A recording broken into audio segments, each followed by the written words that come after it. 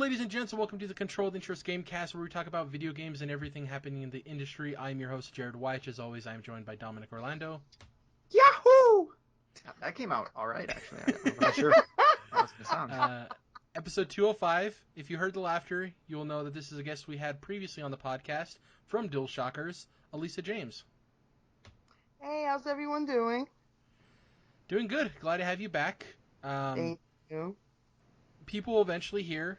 Me and you recorded a Pokemon Sword and Shield Isle of Armor discussion that'll be going up, which is going to be great. We talked about the DLC and our thoughts on it and the implementation of the DLC moving forward. So I appreciate you joining me for that. That was a really good discussion we had. Yep, it was a lot of fun. Like I love talking anything Pokemon, so it's always a blast to find other hardcore fans of the series to kind of bounce back and forth, Yeah, like I mentioned on the discussion, I was like, Dom's not gonna have that discussion with me, so I had to find somebody to talk to about Pokemon.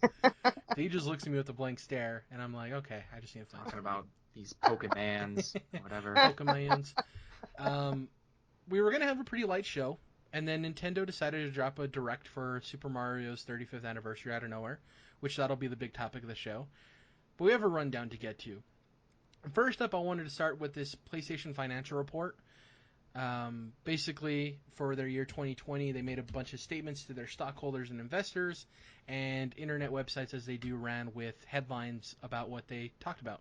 So I'll go through these bullet points real quick, and then we'll have a discussion about, do these matter? Do they not? Are they just statements for statement's sake? What do we think about them? The first one, they're looking to acquire more studios to grow first-party / PlayStation studios. Number 2, looking to bring more of their first-party games to PC platform in the future. Number 3, large focus on increasing number of exclusive games and advancing virtual reality. So, 3 different things there. We got the growing the first party, bringing first party games to PC, and obviously increasing exclusive games in VR. Where do you guys want to start at? Dom, you want to shoot first? Which one of these is most interesting to you, and what do you think about the statement itself? I actually like the VR statement. I know a lot of people want to talk about the PC one, but the VR thing is exciting to me because I don't even have a PSVR or any VR unit, but because I've been hesitant to jump in. They're kind of pricey, and the support has been good, not great so far. But over the past 2 years, I've slowly been, as games trickle out for PSVR, I've slowly been okay, maybe I can get into this. And recently, when they just had Vader Immortal come over to PSVR, now I'm like, ooh, okay, now I really want to get into this. But knowing that they're going to make a version 2 probably soon, I hope. I don't really know. I'm kind of waiting for that before I invest. But that was exciting news to me to hear. That's still important to them, and that's a platform that they're going to keep putting money into and supporting. So I was excited to hear that. Yeah, it's interesting. I don't think that's one out of the 3 bullet points that people would, lean Right. on. Alissa, are you with Dom with VR being the most interesting statement here, or is your interest lined elsewhere on it? Well, the VR thing was actually pleasantly surprising that they're gonna make sure to support it. For me, I'm probably with a lot of people where I'm really excited about more first party and exclusives. Because I feel like that's something that I think they really need to keep growing. I know some people kind of feel weird about exclusives. For me, I feel like they're absolutely necessary because they are what sets any console apart. It's otherwise they would just feel the same. So I'm really excited to see what what studios they're gonna acquire, what kind of new games. I really hope that they diversify, their genres a bit more, and I'm really really excited to see what kind of games we're gonna be seeing in the future from this. So that's what really attracted me. Yeah, and I'm with you there that people's focus on the exclusive stuff, I think there's a weird line to draw. Exclusive games make sense because, like you said, they're a reason to buy the platform, right? They set it apart. I think my issue personally is like with the Marvel's Avengers where it's exclusive content, right? You're Oh allowing yeah. everybody to buy the game on any platform, but you're tying content in that game to a specific platform, which sounds really icky. Whereas like Yeah. Xbox owners, yeah, they may be upset that they can't play Last of Us Part 2, but they're not getting less of Last of Us Part 2. You know what I mean? They're just not getting it at all. Exactly. So it's like, okay. Um, Yeah. and I'm with you. I think exclusive games need to exist if we're going to have multiple platforms trying to sell their own platform. Um, you mentioned diversity, right, in the PlayStation library. Our next story is about a very diverse list of games that have been coming out for Microsoft Game Studios, or rather Xbox Game Studios, that it's been relabeled. And, they might not have the first party exclusive AAA beautiful games like The Last of Us and God of War yet, which we've seen they're building towards, but they have had this influx of AA, AAA games in these offbeat genres, right, that add to the diversity of their portfolio. And one of them, Microsoft Flight Simulator, is having a really good time. It was announced that it's the biggest Xbox Game Pass launch for PC to date. It currently has more than 1 million players, which is really impressive. Ooh. We often talk about Game Pass and what it does for sales and the developers, and we know from a lot of third parties and indies that they've seen increased sales from Game Pass, contrary to popular belief. And people are just wondering, with Microsoft investing in these games, how are they getting the money back on the opposite end with just subscription services, right? Since these games are launching into Game Pass. The game reviewed very well. I guess, Dom, to you, are you surprised that it's had this much success on Game Pass, and are you surprised it's the most successful to date for PC? Surprise, maybe a little bit. But what I was gonna say was like this is just something cool that's an effect of Game Pass and also extending it onto PC, right? Where a game like Flight Simulator or Wasteland 3, just putting it out there for $60, like only on PC, would be, they would struggle to sell 1 million units as quickly as, they've just hit 1 million players on Game Pass, right? But I think what we're going to start seeing is games in like kind of like more niche genres like that, flight simulation and Wasteland being like a, what do you call it, a CRPG, that kind Yeah. of top-down style. Games like that most people would probably be hesitant to, fork over $60 on if they're not familiar with the genres, with already being subscribed to Game Pass, like more people are probably going to jump in.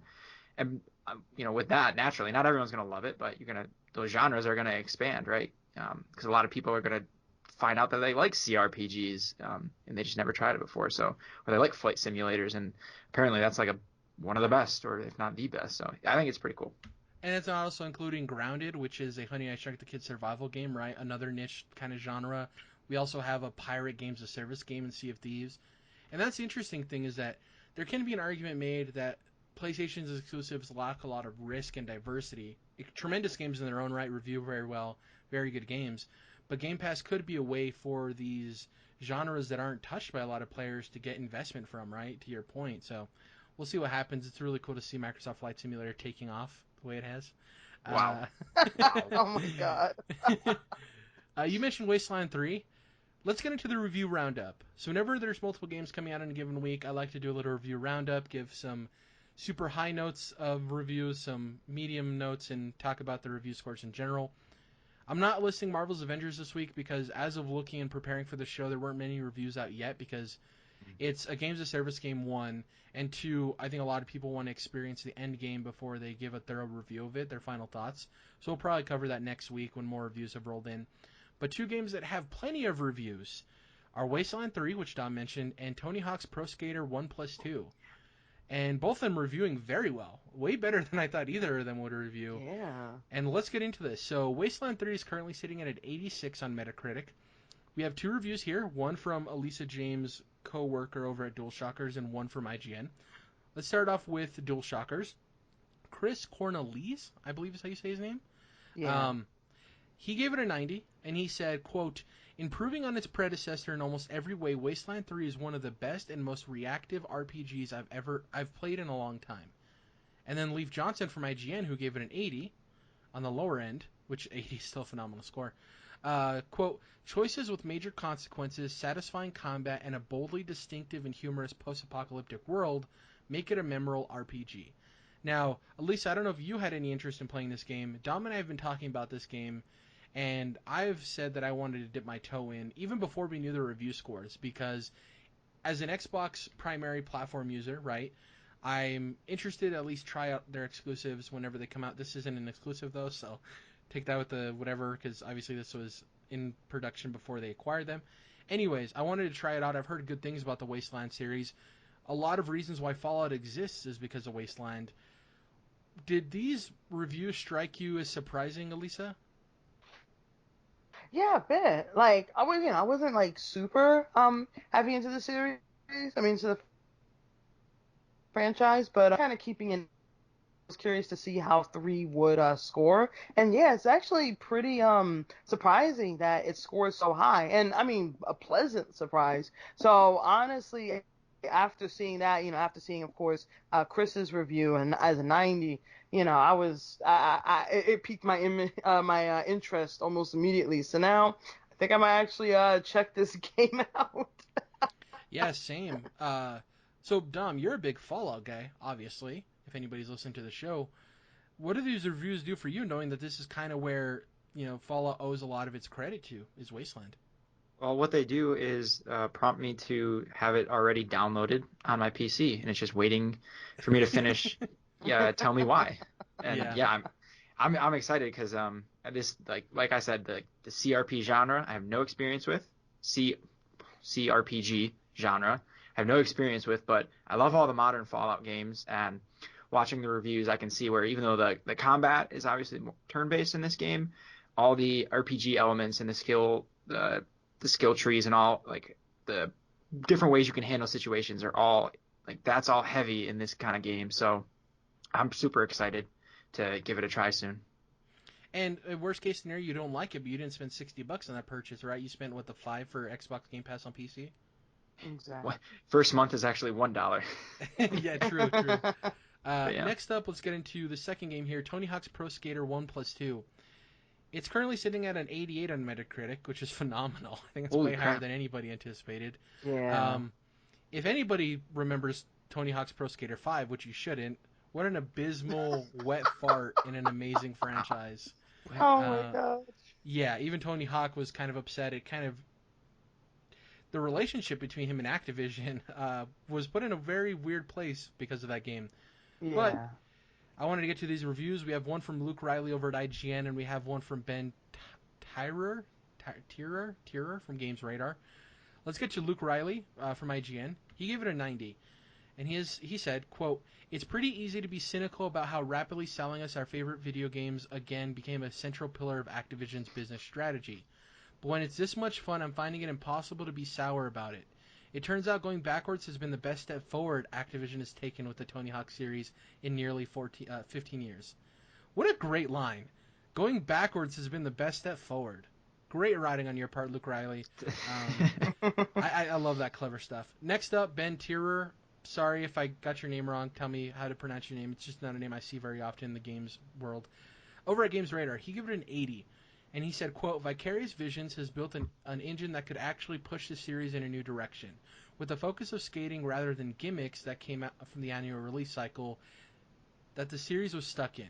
Here's hoping this is more of a warm-up than a victory lap."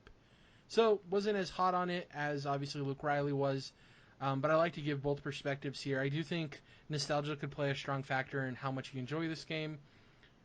This piques my interest. It's not a $60 release, I believe. I think it's 30 or 40. Yeah, 40 I think. Yeah. It's reviewing way better than I anticipated, especially for a skating game in 2020. I guess we'll start with you here, Dom. 88, is this anywhere in the realm of what you thought this game would review as? No, not a chance. I would have predicted like high 70s, right?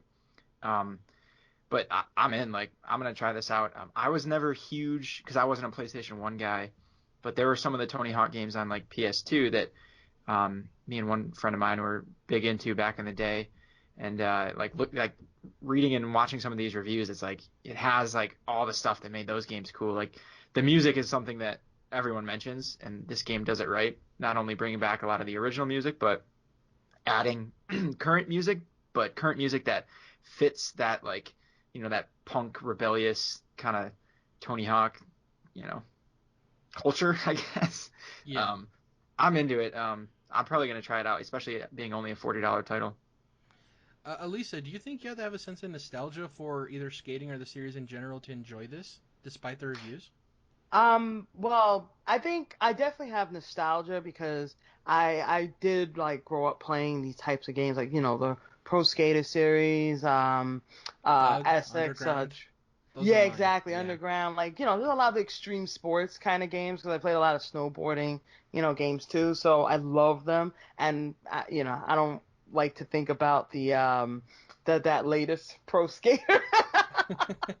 but but I'm honest, I was kind of a little hesitant because I was worried that, man, if this is gonna be like a poorly done, a re-release or like remake of it, like it's not gonna play very well, hold up well. And so I'm honestly like really happy to see it review so well. And even like on the lower end, with Ben here, he's so optimistic. I mean, he was even talking about how they literally built this engine that's sustainable. It could really like push the franchise forward if they choose to do it.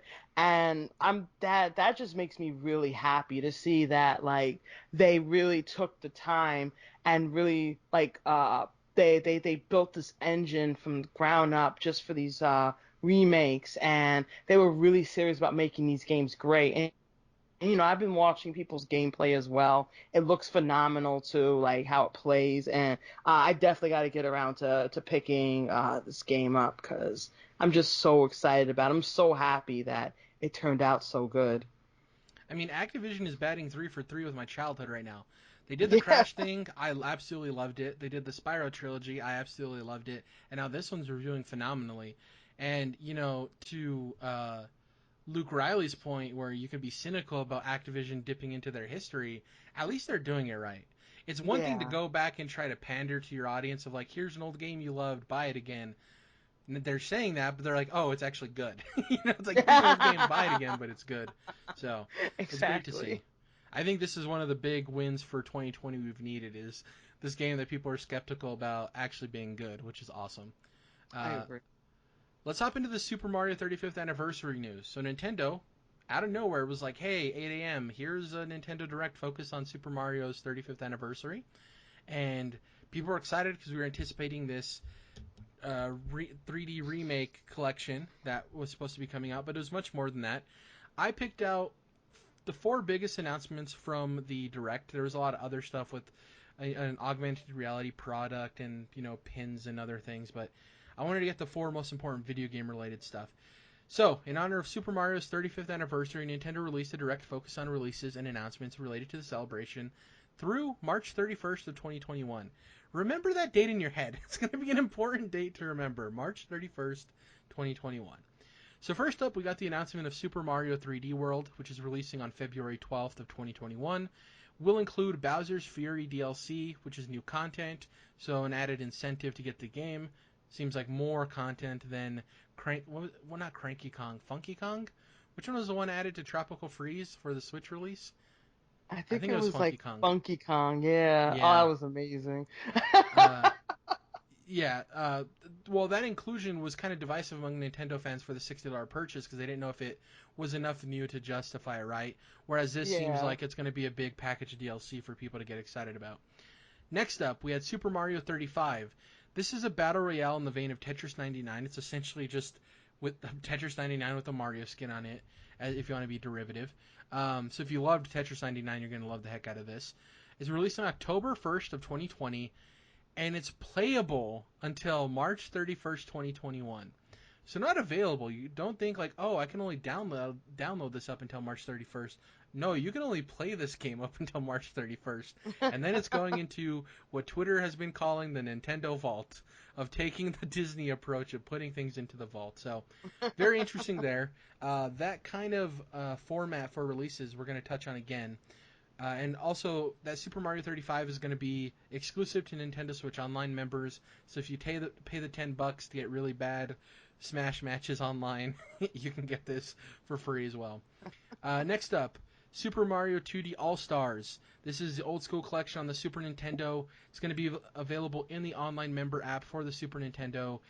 if you're unfamiliar with Super Mario 2D All-Stars, which is considered by many to be the greatest video game of all time, which is kind of a cheat because it collects all of these games, it includes Super Mario Bros. 1, 2, 3, and the Lost Levels, which are... I've never played the Lost Levels personally. Have you guys? No. No, actually, I haven't. Yeah, me neither. I played 1, 2, and 3, obviously. Yeah. And lastly, and for everyone listening, I'm going through these, and then we're going to have a discussion afterwards of which announcements we found most exciting. I just kind of wanted to go through all of it because it's quite a lot to digest. And lastly, the big one, Super Mario 3D All-Stars. This is releasing on September 18th, which is 2 weeks from the day we're recording this. It's going to be for $60. It includes Super Mario 64, Sunshine, and Galaxy. No, my mic didn't cut out. They didn't include Galaxy 2.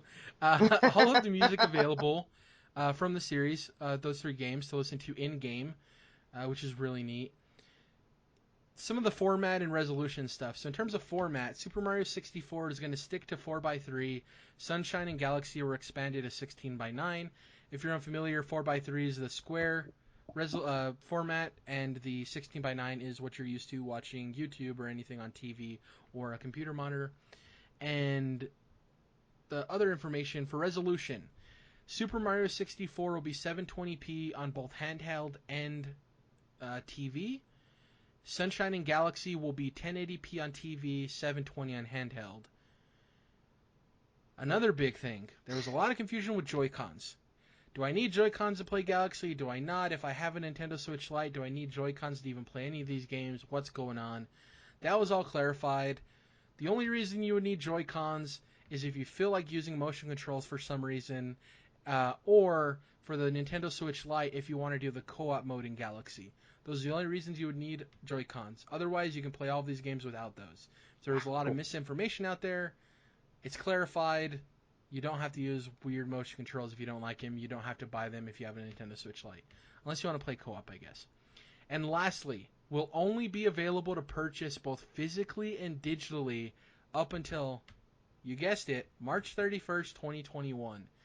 This is the thing that has a lot of people thrown up in the air of this Disney Vault, Nintendo Vault thing of like, why are you only making this available to purchase for a limited time? And yeah, it's very odd. I guess I want to start there because I have 2 major gripes with Super Mario Brothers 3D All Stars before we get into the good stuff. First of all, I'm super bummed these are like bare minimum ports. And I hate to be too harsh on that, but from what we're hearing, it's like they've been optimized and the resolution's been fixed a bit, but these aren't what was rumored, right? These aren't the ground up remakes. These aren't the new assets. These are just simple ports that are optimized for Switch for the most part. And then to make it so people can only purchase this until March 31st is gross. It's another weird Nintendo anti-consumer thing. Nintendo has plenty of weird stuff that, like, why are they doing this? The cynic in me says it's that way they can sell each of those games separately on Switch for individual price, like maybe $30 or $40 afterwards. Mm-hmm. That's the cynic in me anyways. I don't know. It's disappointing. I still want to buy this game, as we talked about, Dom. I'm going to purchase the game, and I'm going to be excited to play it. But I'm not as excited. It kind of was like, getting your favorite meal, but it's like lukewarm, or at least cold. No. It's like not exactly how you want it, but you got it anyways. And maybe you guys if you want to switch your subject, that's fine, to one of the other announcements. But for me, I wanted to focus on those 2 things because they are glaring issues for me with this announcement. Yeah, I feel you. Like I was hoping for like a full-on remake, especially looking at 64. Like that game, revolutionary, camera and controls for the time, but that's not going to hold up well. You would constantly, especially in that game where it's a new 3D platformer.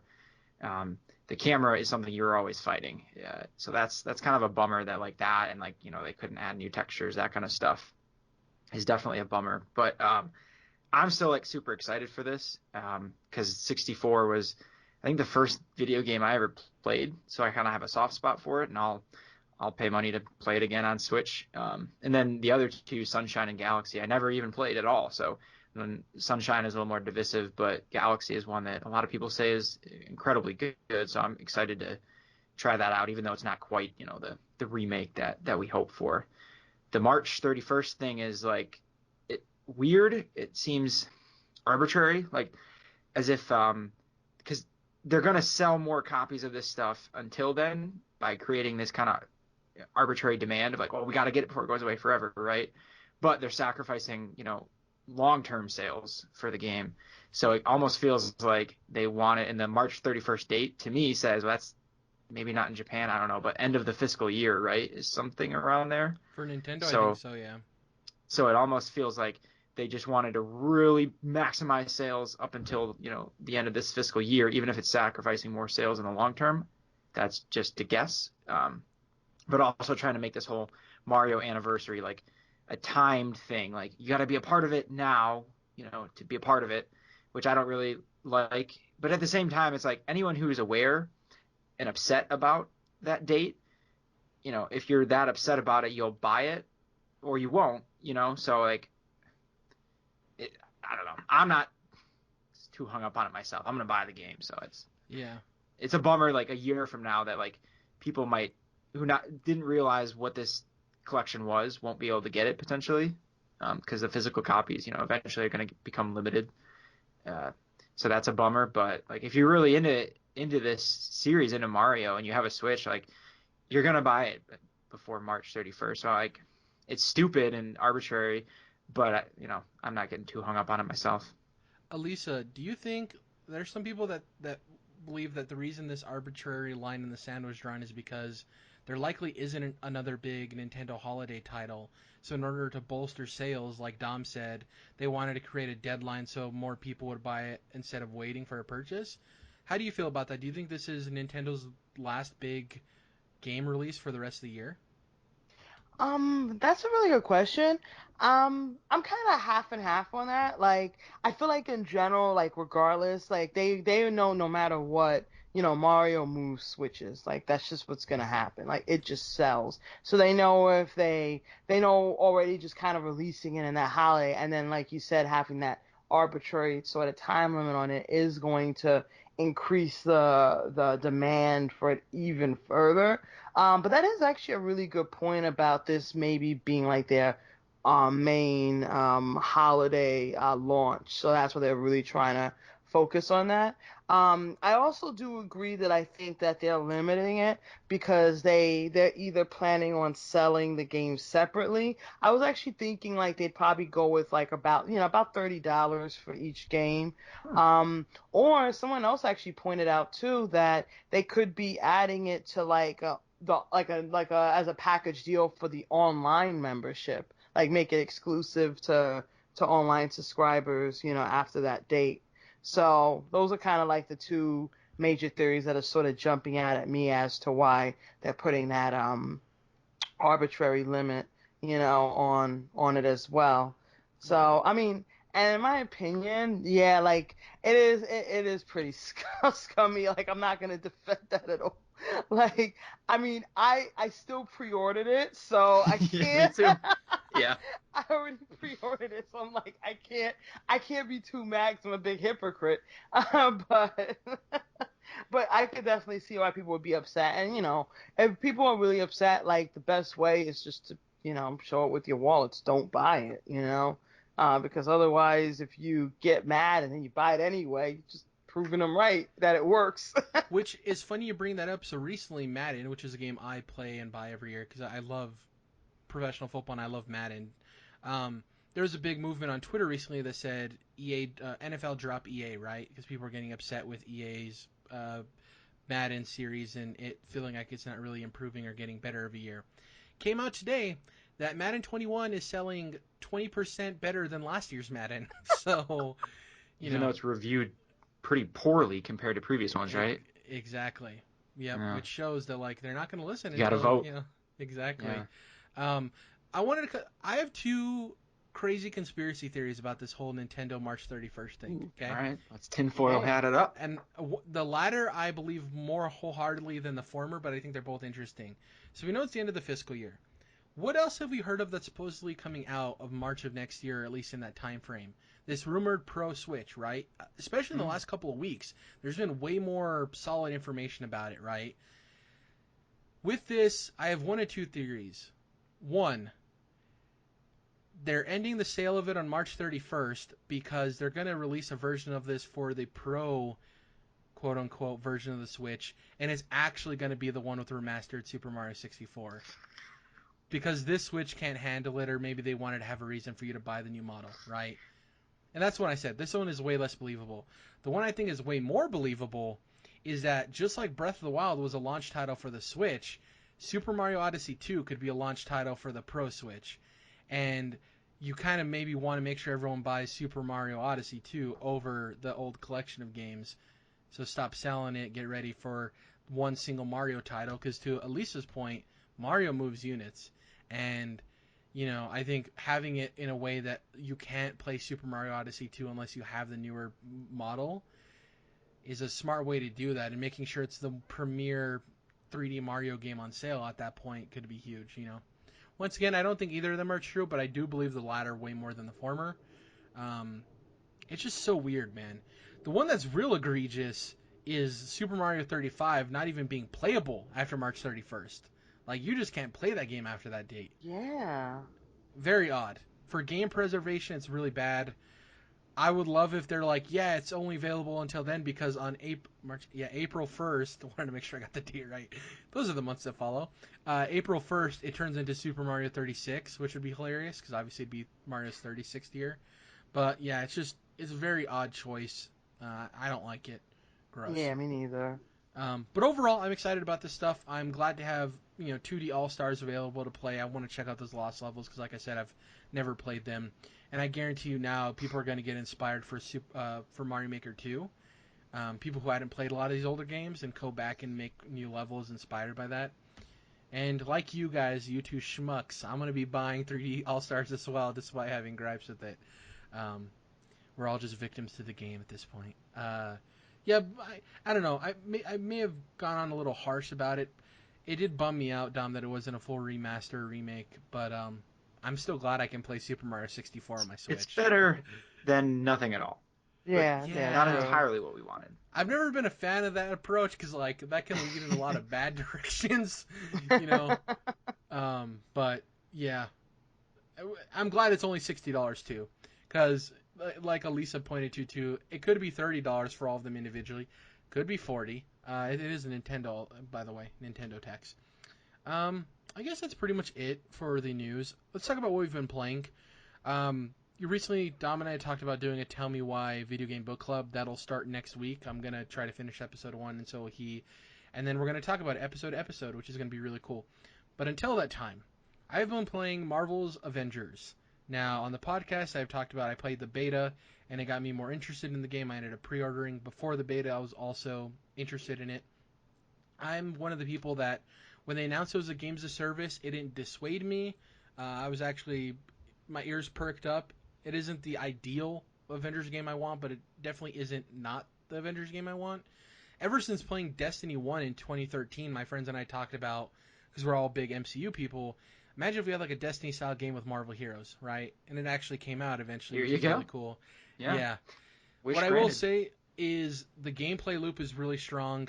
I'm currently still playing that campaign. I haven't entered Endgame or any of the multiplayer-centric stuff. I've solely been doing single-player campaign. We've been messaging about this, Dom. I think for anybody mildly interested in the MCU or Marvel, I think it is a must-play campaign. Maybe not now at $60, but if it gets on sale for $40, I do think it's worth playing for anybody who likes Marvel. It has those hooks, it has the Easter eggs, it has the callbacks, it just has that Marvel magic to it, which I really appreciate. If you're into the games of service stuff, I do think it lends itself to that too. I haven't felt much grind yet. I haven't felt like I needed to escape the main single player to play the multiplayer in order to level up to continue the single player campaign. Characters are well acted. I would say out of the Avengers, I'm trying to avoid spoilers and stuff for people listening. So far, I have Kamala Khan, Hulk, Iron Man, and Black Widow, right? Because if you assume like an indie Avengers story, you have to reassemble the Avengers. Out of all of them, Kamala Khan and Black Widow are clearly the best. Like, they feel phenomenal.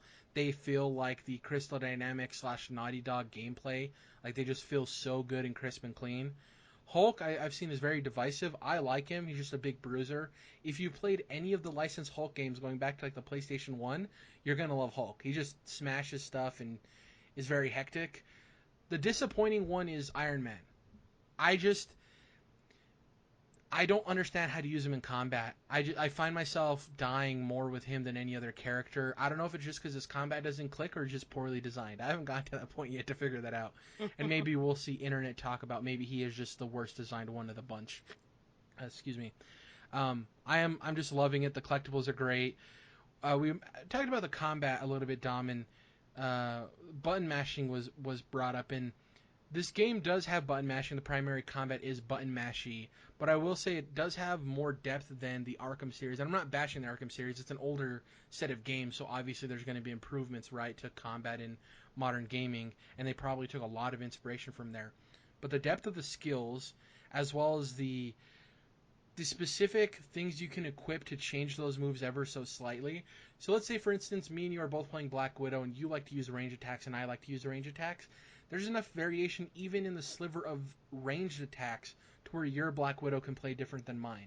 Because when we hear the concept in these games of like, well, your Captain America can play different than mine, you're like, okay, I can make my guy a build where he just throws his shield all the time, and you make a build where you're up close and personal punching, right? And like very clear delineations. There's actually delineations in those too, so both of us can have a brawling Captain America, and mine can play different than yours. And that's not something I expected. I thought it was going to be a lot more of the simplistic division of playstyles, and there's a lot more in there in the nitty gritty. The campaign is around 10 to 12 hours, I've read. I'm currently like 6 to 7. Kamala Khan is the star of the show. It was so smart for them to make her the main character of the game. The way she works in the narrative of being the driving force in the character that the player can connect to because she is in this world surrounded by superheroes. And representation. We've talked about this plenty of times on the podcast of last time Alissa was on the show, representation in video games, right? Yeah. It's just so great to have somebody like that leading a video game, a superhero video game at that. And for me being a comics guy and a Marvel guy, I've known about Kamala Khan for years. I love her. Such a great character. The world's learning about Kamala Khan now. And that's awesome. And we're going to have little girls running around with Kamala Khan costumes being excited because that's their new favorite superhero. Just like we saw with Captain Marvel. Just like we saw with Rest in Peace Chadwick Boseman with Black Panther, right? Fuck. I just think it's really cool. Having a blast with it. I know neither of you are likely interested in Marvel's Avengers, but do you guys have any questions for me since I've played quite a bit of it? Dude, I've been like, this is one of those games where like, yeah, I don't necessarily want to play it myself, but I've been so interested in like reading reviews and just hearing about a lot about it. It's one of those games where like, even though it's not necessarily for me, it's grabbing my mind, right? But Yeah. the only thing I want to say that like I'll just echo what you just said about Kamala Khan, like for them to make a game called Marvel's Avengers, right? And I'm looking at an ad on IGN right now, and it's like, Captain America is front and center, right? On the marketing. You can see Kamala in the background a little bit, but barely, right? So for them to call the game that, market it as that, like this is the Avengers, this is like the MCU, this is like Endgame, Infinity War that you just watched in theaters a year ago, right? But then to make Kamala Khan like the protagonist, right? And like she like owns the story effectively, like that's really cool. For one, it makes it more interesting. You're getting a fresh new character. Like as much as everyone loves the MCU and the Avengers, like you don't want to like redo the same thing just in a video game, right? Yeah. So, and then also for like to get more representation, like now we're like you just said, now more little girls are gonna be interested in the Avengers going forward, and more like I assume like Kamala Khan is like I don't know, Middle Eastern or something. I'm not. Yeah. I don't know her enough like you do, but yeah. So like I think it sounds like, I don't want to say brave because that almost sounds like giving them too much credit, but it's more than a lot of other video games are doing. I would right? say it's Especially bold. with big IP. Yeah. I would say it's bold. Maybe not Yeah. brave. Brave is a little too like self-reverential. Right. And to your point though, Captain America is front and center on that ad. If you watch with every Square Enix release, how they have their big CG trailer, right? That's like looks nothing like the game. It's super beautiful. They do it with all the Final Fantasy games. She's like very prominent in that trailer. I just wanted to clarify to listeners because it's not like a thing where it's not an Assassin's Creed situation, right? Where Cassandra was hidden for the longest time and then she was the best character to choose from in that game. they're Kamala Khan's prominent in a lot of the marketing too, which is great.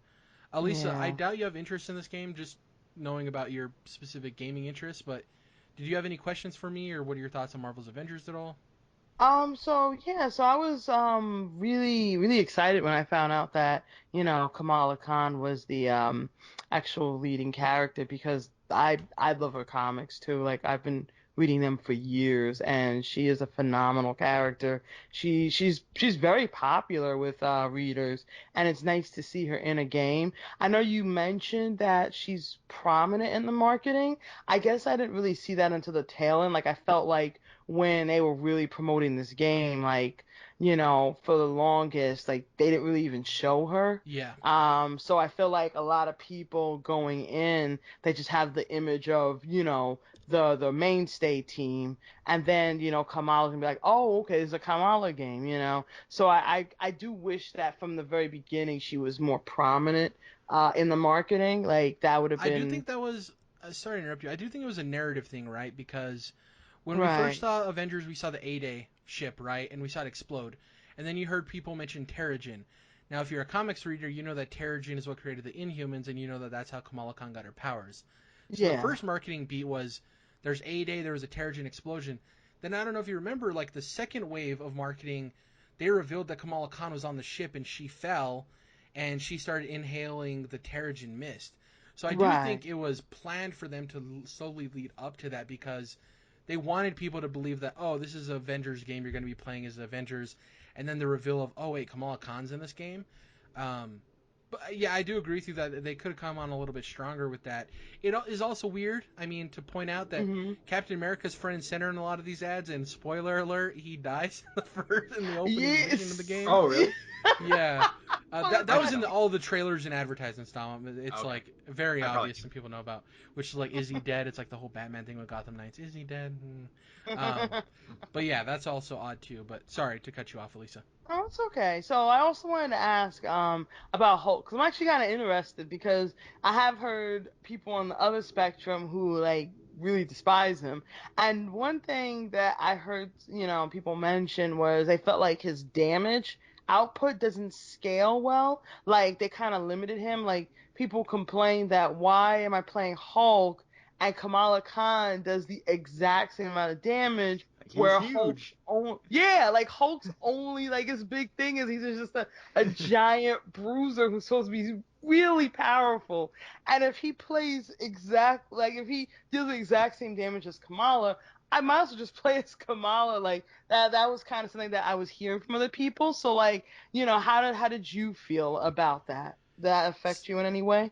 So Hulk is my favorite superhero. Full transparency, um, and I totally get that, and I think that is the superhero fandom part of people speaking of like, well, yeah, obviously Hulk's the strongest hero bar none, so why is he doing the same amount of damage? We have to come to it from a perspective of like game design of like in a Yeah. multiplayer game where you're playing, you would just make a character that's so supremely overpowered that it wouldn't make the game fun for people playing as other characters, right? Like if I'm Right. stomping through absolutely destroying everyone with Hulk and you're Kamala Khan or Black Widow, like what's the point of you even being there? You know what I mean? Yeah. And I Yeah. completely understand that. The thing I will say about Marvel's Avengers is that they put so much of a primary focus on each of those characters playing so differently that the damage output thing doesn't really ever personally bother me because it feels so unique to play as Hulk and it feels so unique to play as Kamala Khan.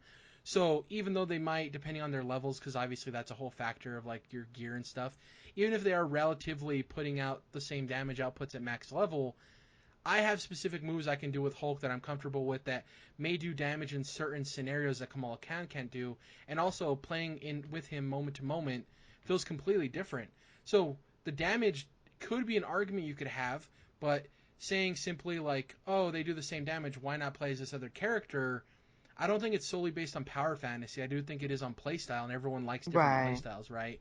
So I do think them focusing on that gives an argument to the damage thing being valid. I think if that wasn't a focus and they didn't really feel all too, unique and they were very similar, I completely agree with that could be a running sentiment that could be believed. But they just feel so different to me that that's not even a concern. Like, I get it from a game design perspective. It doesn't bother me, you know? Yeah, Maybe of it's got to course. be something like you slow down Hulk's attacks, but up the power output, or the damage output, right? So we're like, it, I don't know how easy that. I've never designed a game, right?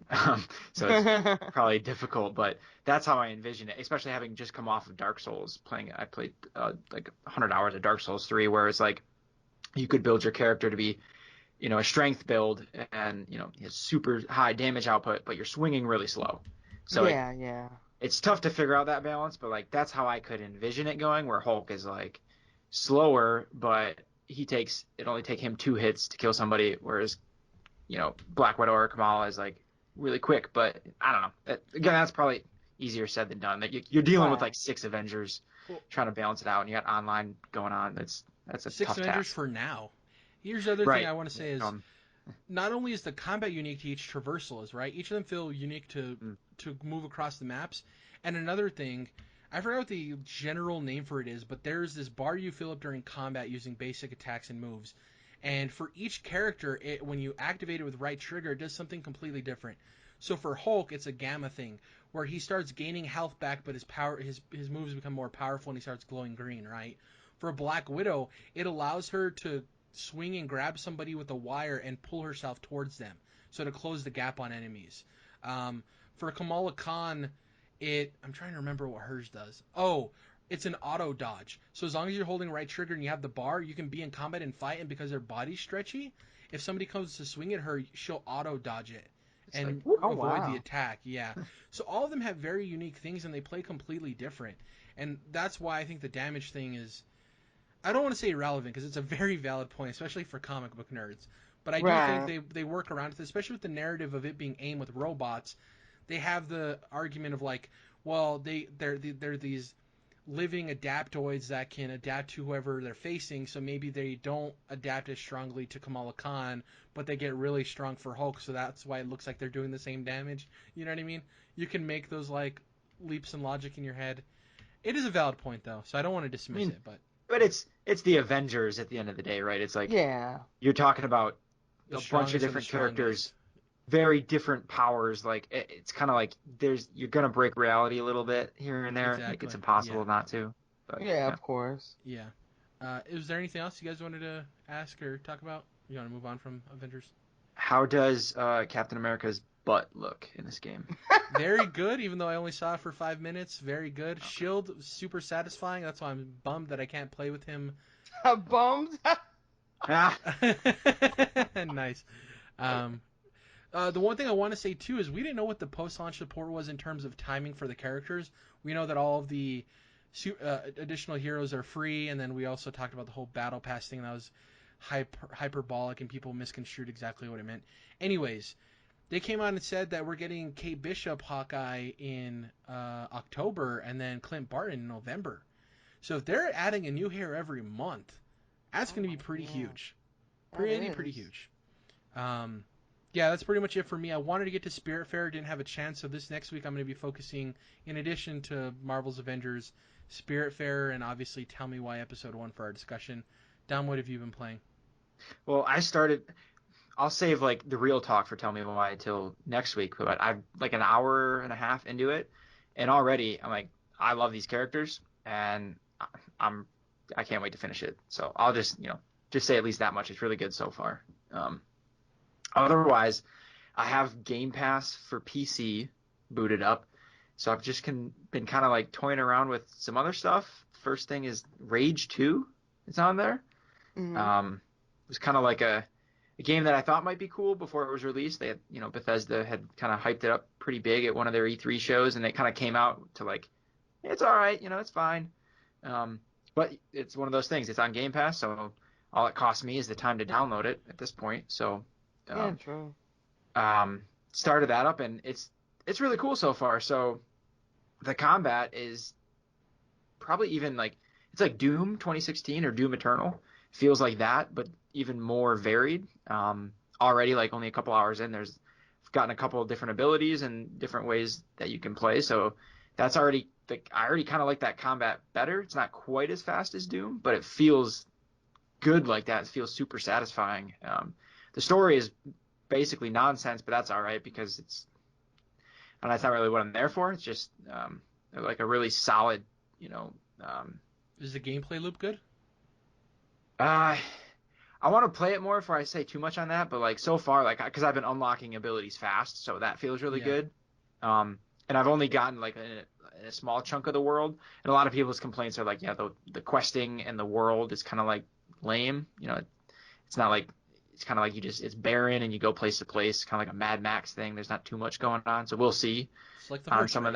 of that. Right. For better Yeah. or worse, yeah. So, but like the actual like feel of the gameplay, like the shooting mechanics and abilities are really cool. So I'll probably finish it, and I don't think it's too big of a game. So like again, it's a Game Pass game, so it's pretty cool so far. I didn't finish or didn't really get into Wasteland 3 yet. That's the other one I'll have more on soon. But actually, I think that's it. I think that's everything I've been playing. Oh, actually, one other thing.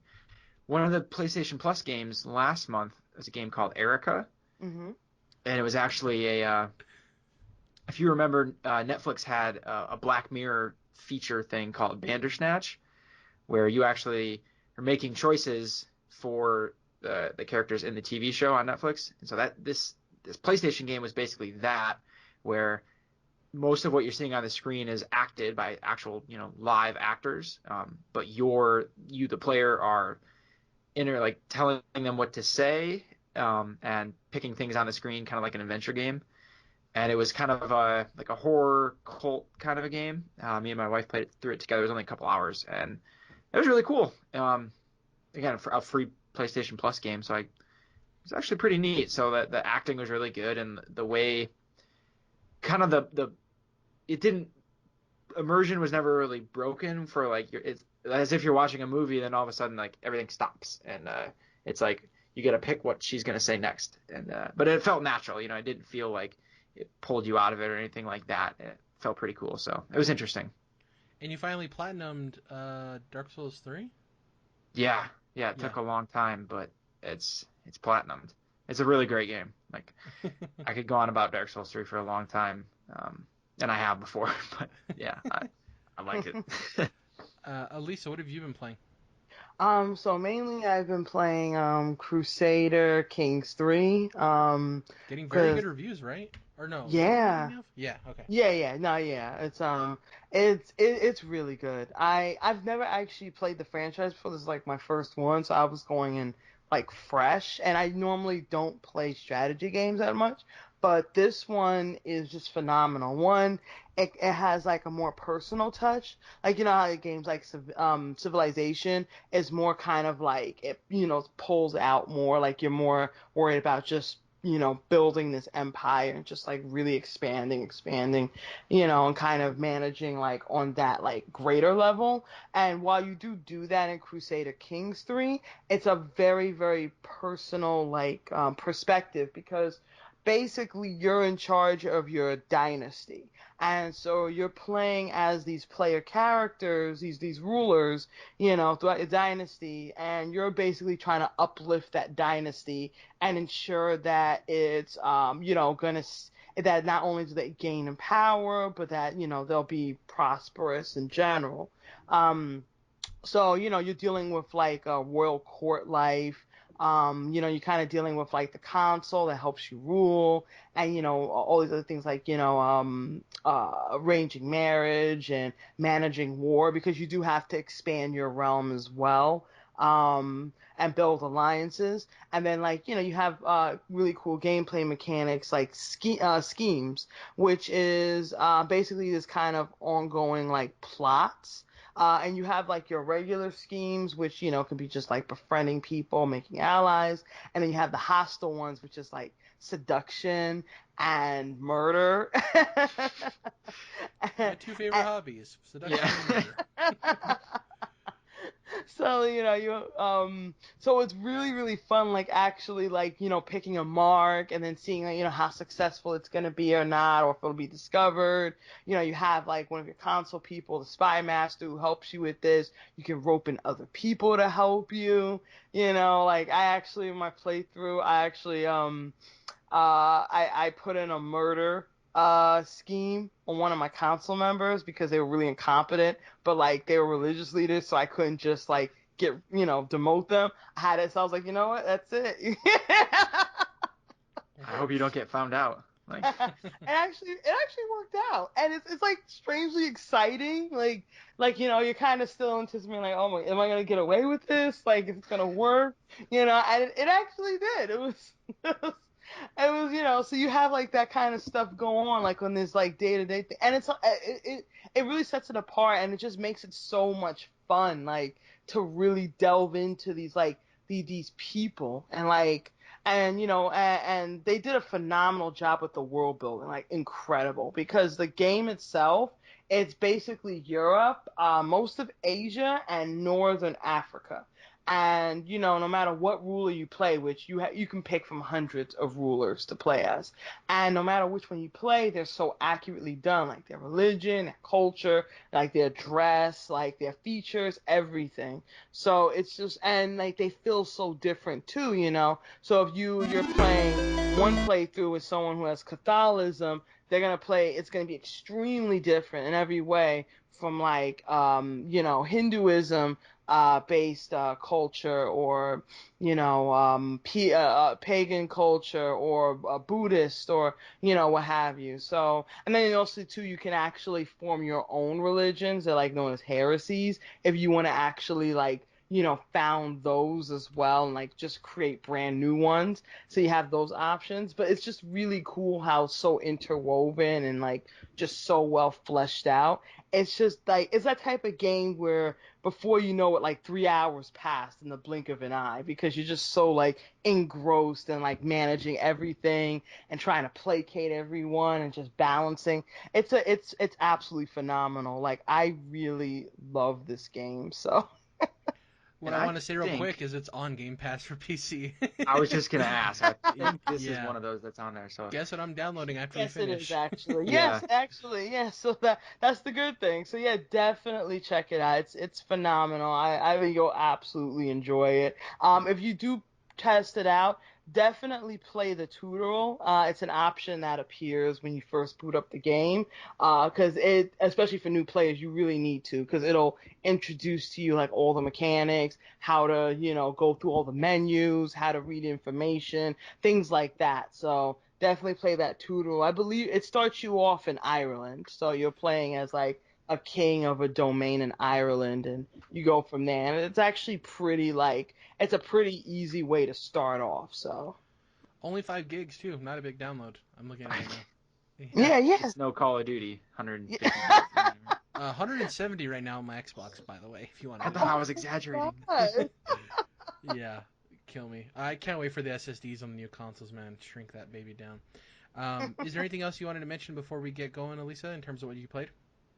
Oh no, that's the game that's been just sucking up all my time. Like, I'm still playing it. I can imagine when I go into those Civ rabbit holes of playing Civilization, oof, I'll lose so many hours to it.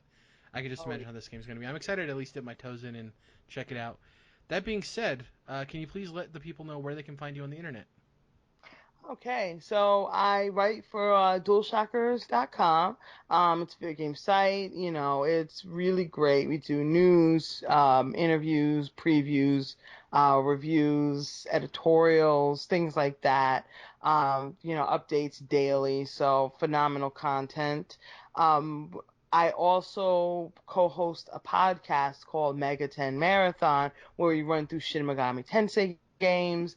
And we'll play through them. We'll like talk about the actual gameplay and the dungeon design, the characters, mythology, all that kind of stuff. So it's a really nice like deep dive in these games. If whether you're a very like hardcore fan, or if you're just casual and just interested in learning a little bit more, if you want to just chat me up on Twitter, my handle is at ajames347.